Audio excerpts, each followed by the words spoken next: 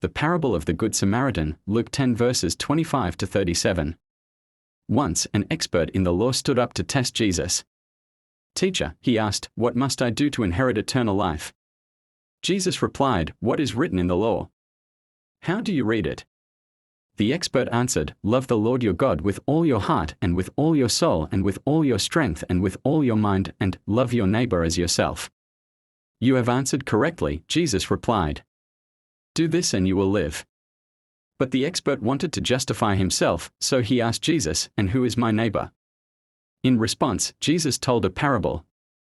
A man was going down from Jerusalem to Jericho when he was attacked by robbers.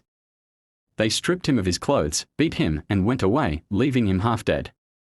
A priest happened to be going down the same road, and when he saw the man, he passed by on the other side. So too, a Levite, when he came to the place and saw him, passed by on the other side. But a Samaritan, as he traveled, came where the man was, and when he saw him, he took pity on him.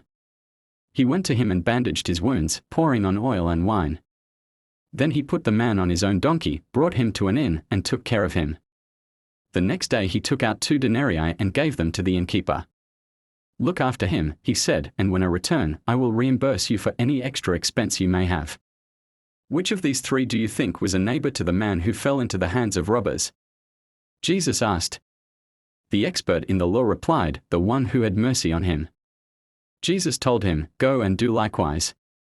This story reminds us of the importance of showing compassion and kindness to others, regardless of their background or circumstances, encouraging us to treat everyone as our neighbor.